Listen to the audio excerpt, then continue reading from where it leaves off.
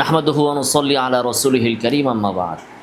আমরা এই ভিডিওতেও আমাদের ব্রাদার রাহুল সাহেবের এই মুজতাহিদ সাহেবের আরও কিছু অজ্ঞতা এবং তিনি নিজেই যে বুঝেন না যে তিনি কি বুঝেন না সেটা আজকে আমরা দেখাবো।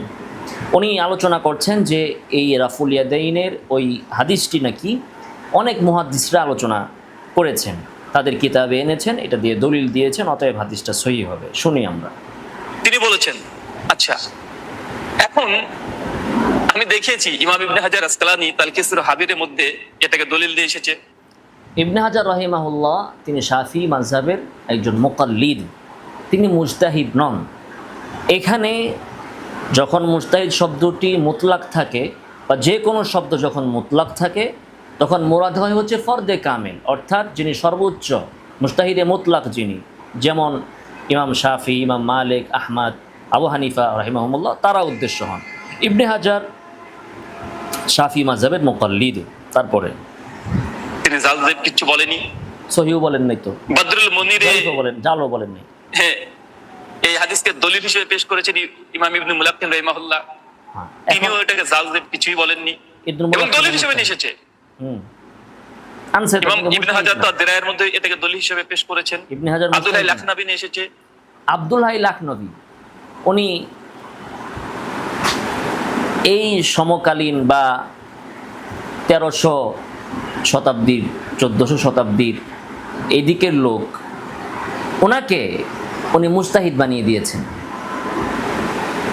নিমাভি এবং আব্দুল হাই লাখনবী সমসাময়িক, কাছাকাছি। 1322-এ নিমাভি রফাত, লাখনবী রাহিমাহুল্লাহ রফাতও হয়তো বা 1304 বা এমন হবে। তো আব্দুল হাই লাখনবীকে উনি বানিয়ে দিয়েছেন মুজতাহিদ। আর নিমাভি তিনি স্পষ্ট ভাষায় বললেন যে এই হাদিসটা মওযু, সেটা তিনি মানলেন না যে 1300 হিজরির পরের 1200 হিজরির পরের দেখে। আব্দুল হাই লাখনবী হাদিসটা কিতাবে আনছেন, সহিহ বা জাল কিচ্ছু বলেননি। যেহেতু হাদিসটা আনছেন আর চুপ থাকছেন, সে বানিয়ে দিচ্ছে যে মুজতাহিদ হাদিস এনে চুপ থেকেছেন, অতএব সহিহ। আর আরেকজন যে তিনি যে হাদিস এনে বললেন মওযু, সেটার কোনো খবর নাই, সেটা উঠাইলে বলে যে এটা 1200 হিজরির পরে। তো লাখনবীর উনি বলছেন মুজতাহিদ। ওনার আগে পৃথিবীর আর কেউ আব্দুল হাই লাখনবীকে মাযহাবের মুজতাহিদ বলেননি। তাছাড়া নাজদুর এর মধ্যে এই সনদ এই হাদিসকে দলিল হিসেবে পেশ করেছে কেউ মুজতাহিদ না। হাফেজ জাইলাই রাহিমাহুল্লাহ, জাইলাই মুজতাহিদ কমপক্ষে 4 জন মুহাদ্দিস তাদের গ্রন্থে দলিল হিসেবে পেশ করেছে। এই যে এখন বলতেছে 4 জন মুহাদ্দিস, আরে ভাই উসুল হইল মুজতাহিদের, লাগাইয়া দিছে মুহাদ্দিস।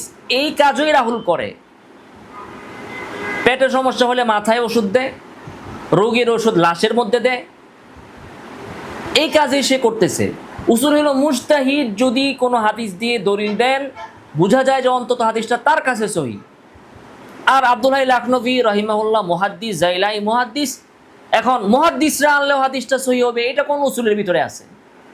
এই যে হচ্ছে তার মানে কি বলবো এটাকে, তার অজ্ঞতা, গুমরাহিরা ইচ্ছা করে সে এইগুলো করে, আল্লাহ ভালো জানে। তারপরে শুনি আমি। কালাম করেনি, পয়েন্ট টু বি নোটেড, এবং তারা কালাম করেনি। উনার উসুল হচ্ছে এটা, যে মুহাদ্দিস এটা দলিল হিসেবে নিয়ে শুনেন, সে কোন মাসআলাকে সাবিত করার জন্য অন্তত ওই মুহাদ্দিসদের নিকটে এই হাদিস সহিহ। আমি বলেছি, এবং এটা তো আমি বলি নাই, অন্যদের এটা নিয়ম আছে। নিয়ম হচ্ছে মুজতাহিদের। সে বলতেছে আমি নাকি বলছি মুহাদ্দিস যদি কোনো হাদিস আনে ওটা সহিহ। এই যে কথার উপরে আমার কথাটা বিকৃত করে দিছে। মুজতাহিদের উসুল মুহাদ্দিসের উপর লাগিয়ে দিয়ে বলতেছে আব্দুল হাই লাখনবী আনছেন, তমুকে আনছেন, তমুকে আনছেন। এই হচ্ছে তার অবস্থা। কেন মুজতাহিদ কোন জয়ীফ জাল হাদিস দিয়ে কোনো হাদিস দলিল পেশ করেন না। এটা যদি তারই উসুল হয়, ইমাম ইবনে হাজারের উসুল হয়। ইবনে হাজারের নাকি এটা উসুল, কোথায় আছে উনি দেখাক। ইবনে হাজার কোথায় এটা বলছেন? এগুলো কি ব্রিটিশদের জামানার পূর্বের নয়? সবগুলো তো ব্রিটিশদের জামানার পূর্বে। এখন তিনি একটা আজকে আচ্ছা, এবার দেখুন ব্রাদার রাহুল, তাহলে কোন চিড়াখানায় জায়গা দেওয়া যায় আমি এটাই বুঝি না। ভালো করে বিষয়টা বুঝেন। আমার অভিযোগ হচ্ছে তার উপর, এবং অভিযোগ আমি 10টা করেছি, সে অভিযোগগুলোর জবাব দেয় নাই। এখন খণ্ডিত আকারে সে এক থেকে ধরে শেষ পর্যন্ত জবাব দিবে, সেটা না দিয়ে সে মাঝখান থেকে উত্তর দিচ্ছে। আচ্ছা ভালো কথা, তার বোঝা গেল অভিযোগগুলো সে তার কানে গেছে, সে দেখেছে, পড়েছে, এবং সে যেটা সুবিধা হয়েছে জবাব দিচ্ছে, যেটা সুবিধা না জবাব দিচ্ছে না, যেটা পারছে না। তো যেটার জবাব সে এখানে দিল। অভিযোগ কি? অভিযোগ হচ্ছে যে ব্রাদার রাহুল সাহেব, আপনি কাদিয়ানীদের মতো, আহলে কোরআনদের মতো, শিয়াদের মতো আলোচনার ক্ষেত্রে আপনি নিজের জন্য এক নীতি অবলম্বন করেন, প্রতিপক্ষের জন্য আপনি অন্য নীতি অবলম্বন করেন। কীরকম? আপনি আমাকে বলছেন যে দলিল দিতে হবে 1200 হিজরির আগের লোকের বক্তব্য দিয়ে, অথচ আপনি নিজেই দলিল দিচ্ছেন আব্দুল হাই লাখনভী, তারপরে আরও অন্যদের উসুল দিয়ে, যে অমুকে বলেছেন, মাহমুদ হাসান দেওবন্দি বলেছেন যে মুস্তাহিদ যদি কোনো হাদিস দিয়ে দলিল দেন তাহলে বোঝা যায় যে এই হাদিসটা তার কাছে সহি। এই মাহমুদ হাসান গাঙ্গুহি বলেছেন, মাহমুদ হাসান দেওবন্দি বলেছেন, মাহমুদ হাসান দেওবন্দি রহিমাহুল্লাহ বলেছেন। তাহলে আমার অভিযোগ হচ্ছে যে আপনি এখানে 7 উসুল 8 উসুল নামের যে তাবলিগ করলেন, এরাও তো সবাই 1200 হিজরির পরের। তো আমি 1200 হিজরির পরের ব্যক্তিদের বক্তব্য স্পষ্ট দেখালাম যে তারা বলছেন হাদিস মৌজু, সেটা আপনি নিচ্ছেন না। অথচ কিছু ব্যক্তি তারা হাদিসকে মৌজু বলেন নাই, কিন্তু একটা উসুল বলছেন, এই উসুল দ্বারা তারা এই হাদিসকে মৌজু বলেন নাই, কিন্তু আপনি শুধু উসুলটা নিয়ে আপনি রেফারেন্স দিচ্ছেন। তো প্রশ্ন হচ্ছে 1200 হিজরির পরের কারো বক্তব্য দ্বারা দলিল যদি আমার না চলে, তাহলে আপনার কিভাবে চলবে?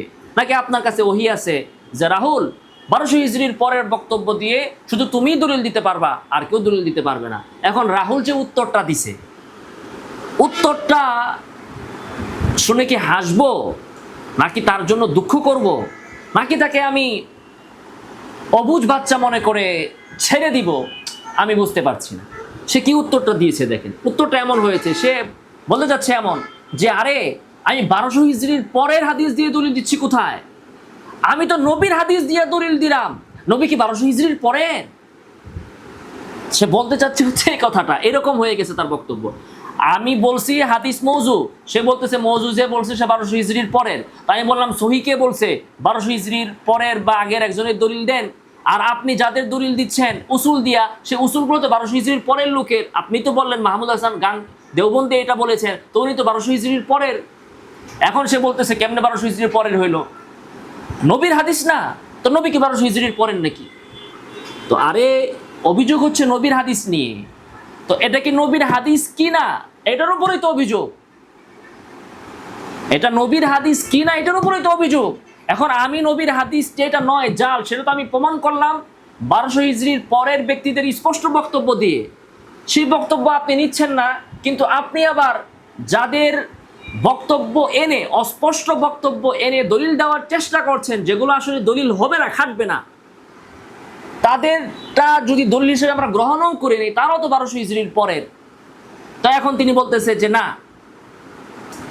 হাদিস তো নবীর, কাজে নবীর হাদিস তো, নবী তো 1200 হিজরির পরে। বিষয়টা এমন দাঁড়াইছে, কেমন হয়েছে দেখেন। উনি উসুল নিয়েছেন মাহমুদ হাসান দেওবন্দি রহিমাহুল্লাহ, ওনার বক্তব্য অনুযায়ী রাহুল সাহেবের, যে কি উনি নাকি বলেছেন যে কোনো মুস্তাহিদ যদি কোনো হাদিস দিয়ে দলিল পেশ করেন, তাহলে হাদিসটা তার কাছে সহি। এ হচ্ছে উসুল। উসুলটা কার? মাহমুদ হাসান দেওবন্দি থেকে উনি উসুল আনছেন। উনি কোন 1200 হিজরির আগের না পরের? পরের। তাহলে কেন আপনি 1200 হিজরির পরের লোকের উসুল আনছেন? জবাব দিচ্ছে যে আরে হাদিস তো আনছে ইবনে হাজার। ইবনে হাজার কি 1200 হিজরির পরের? ইবনে হাজার তারা তালখিসুল হাবির এই হাদিস এনেছেন, এনে তিনি জয়ীফও বলেন নাই, সহিও বলেন নাই। অতএব বোঝা গেল ইবনে হাজারের কাছে সহি, ইবনে হাজারের কাছে সহি। তো 1200 হিজরির পরের কই দলিল দিলাম আমি? ইবনে হাজার তো 1200 হিজরির পরের না। আরে রাহুল সাহেব, আপনি তো ইবনে হাজারের বক্তব্য দিয়ে দলিল দেন নাই। ইবনে হাজারের বক্তব্য থেকে আপনি দেখাতে পারবেন যে ইবনে হাজার এই হাদিসকে সহি বলেছেন? ইবনে হাজারের বক্তব্য বা ইবনে হাজারের উসুল দিয়ে যদি আপনি দলিল দিতেন, তাহলে আপনি বলতে পারতেন যে ইবনে হাজারের উসুল দিয়ে বা ইবনে হাজারের বক্তব্য দিয়ে আমি দলিল দিয়েছি। ইবনে হাজার কি 1200 হিজরির পরের? আপনি তো যে দলিল দিয়েছেন সেটা হচ্ছে ইবনে হাজারের কিতাবে হাদিস আসলে ওইটা সহি হবে। কে বলছেন? মাহমুদ হাসান দেওবন্দি। কে বলছেন? জফর আহমদ উসমানী। তাহলে এইখানে উসুলটা তো ইবনে হাজারের না, উসুলটা হচ্ছে মাহমুদ হাসান দেওবন্দি, জফর আহমদ উসমানী, তারা 1200 হিজরির আগের না পরের? তাহলে কিরকম ধাপ্পাবাজি এটা, কিরকম ধাপ্পাবাজি এটা? মাহমুদ হাসান দেওবন্দির বক্তব্য, জফর আহমদ উসমানী রাহিমাহুল্লাহর বক্তব্য দিয়ে আপনি দলিল দিচ্ছেন, আর বলতেছেন ইবনে হাজার 1200 হিজরির আগের।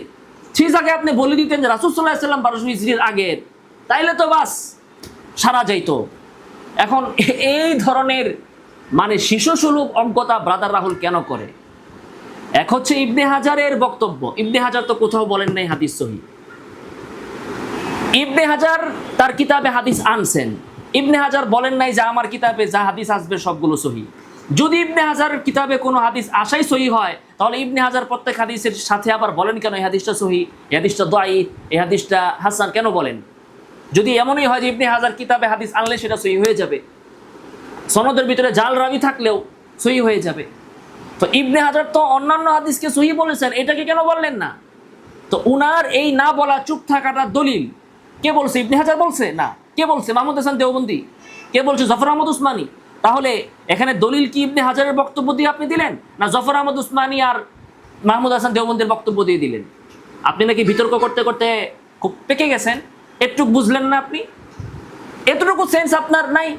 আপনি কি জফর আহমদ উসমানীর বক্তব্য দিয়ে দলিল দিয়েছেন, না ইবনে হাজার দিয়ে?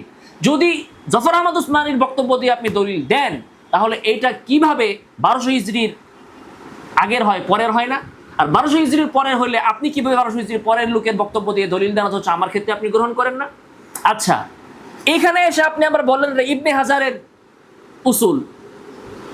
প্রথমত এটাও কিন্তু উনি বলে ফেলছে, ইবনে হাজারের উসুল কোথায়? ইবনে হাজার তো এই উসুল দেয় নাই। যদি ইবনে হাজারের উসুল হয় এটা যে ইবনে হাজার তার কিতাবে যে হাদিস আনবেন সেটা সহিহ, তাহলে আপনি কেন বলছেন হানাফি উসুল অনুযায়ী হাদিস সহিহ? ইবনে হাজার হানাফি, ইবনে হাজার হানাফি, তাহলে আপনি তো 7 উসুল দিলেন হানাফিদের। তো এখন এসে আবার বলতেছেন যে না ইবনে হাজারের, আপনি 7 উসুল দিলেন দেওবন্দীদের, বললেন যে আমাদের বাপদাদার উসুল। তো এখন আবার বলতেছেন যে না আমি তো ইবনে হাজারের বক্তব্য দিয়ে দলিল দিছি। এরকম মিথ্যা কথা কেন বলেন? ইবনে হাজারের উসুল হইলে এটা হানাফির উসুল কেমনে হয়, আমাদের বাপদাদার উসুল কেমনে হয়? আর এটা ইবনে হাজারের উসুল কেমনে হয়? ইবনে হাজার কোথায় বলছে তার কিতাবে যা আনবেন সেটাই সহিহ হাদিস হিসেবে মেনে নিতে হবে? কোথায় বলছেন? তাহলে কি দেখা গেল যে জফর আহমদ উসমানীর বক্তব্য দিয়ে আপনি দলিল দিচ্ছেন, যিনি 1200 হিজরির পরের লোক। মাহমুদ হাসান দেওবন্দির বক্তব্য দিয়ে আপনি দলিল দিচ্ছেন, যারা 1200 হিজরির পরের লোক। অথচ তাদের বক্তব্যের ভেতরে এই কথা নাই যে এই হাদিসটা সহিহ, এবং তারাও এই হাদিসকে সহিহ বলেন নাই। বরং তাদের আগে পরের এই ঘরানার ব্যক্তিদের সাথে যারা এক ঘরানার লোক, তারাই এই হাদিসকে মওযু বলেছেন, সেটা আপনি মানতেছেন না, শুধু 1200 হিজরির পরের বলে আপনি বাহানা তৈরি করছেন। অথচ আপনি আবার 1200 হিজরির পরের ব্যক্তিদের বক্তব্য দিয়ে দলিল দিচ্ছেন, যখন ধরছি তখন আবার আপনি সেটাকে কাটানোর চেষ্টা করছেন। ব্রাদার রাহুলের মাথা দিয়ে কথাটা ঢুকছে কিনা আমি জানি না, যদি না ঢুকে আবার বলি, হয়তো বা কথা তার মাথার উপর দিয়ে গেছে। আপনার উপর অভিযোগ হচ্ছে কি, আপনি 1200 হিজরির পরের ব্যক্তিদের বক্তব্য দিয়ে দলিল কেন দিচ্ছেন, অথচ আপনি বলতেছেন 1200 হিজরির পরের কারো বক্তব্য গ্রহণযোগ্য নয়। আপনি বললেন মাহমুদ হাসান দেওবন্দি এবং জফর আহমদ উসমানী তাদের কথা দিয়ে আপনি সাব্যস্ত করলেন ইবনে হাজারের কিতাবে কোনো হাদিস আসলে সেই হাদিস সহিহ হিসেবে মেনে নিতে হবে চোখ বন্ধ করে। তো এখন প্রশ্ন হচ্ছে যে তাদের উসুল দিয়ে আপনি কেন দলিল দিলেন? উত্তর দিচ্ছেন আপনি নাকি ইবনে হাজারের তালখিসুল হাবির দিয়ে দলিল দিয়েছেন। কিভাবে? আর তালখিসুল হাবির এই হাদিসকে সহিহ বলা হয়েছে, আর তালখিসুল হাবির এই উসুল আছে নাই। তাহলে আপনি তো ইবনে হাজার দিয়ে দলিল দেন নাই, ইবনে হাজারের কিতাব দিয়েও দলিল দেন নাই, তার বক্তব্য দিয়েও দলিল দেন নাই। বরং ইবনে হাজারের কিতাবে কোনো হাদিস আসলে সেইটা সহিহ হবে বলে মাহমুদ হাসান দেওবন্দি আর জফর আহমদ উসমানীর নামে আপনি যে উসুল ফেরি করছিলেন, কথিত উসুল, সেই উসুল দিয়ে দলিল দিচ্ছেন। এখন সেই উসুলটা কার? ইবনে হাজারের, না জফর আহমদ উসমানীর, না মাহমুদ হাসান দেওবন্দির? যদি ইবনে হাজারের হয় তাহলে দেখান ইবনে হাজার কোথায় বলছে, এবং তাহলে আপনি কেন হানাফি উসুল বলেন সেটাকে। আর যদি ইবনে হাজারের না হয়, জফর আহমদ উসমানের, মাহমুদ হাসান দেওবন্দির হয়, তাহলে 1200 হিজরির পরের ব্যক্তিদের বক্তব্য দিয়ে আপনি দলিল দিলেন কেন? তাহলে এই যে আপনার কাদিয়ানী নীতি কেন? আপনার ক্ষেত্রে এক নীতি, আমার ক্ষেত্রে আরেক নীতি। আল্লাহ তাআলা হেদায়েত দান করুন, আমিন। ওয়া আখিরু দাওয়ানা আলহামদুলিল্লাহি রাব্বিল আলামিন।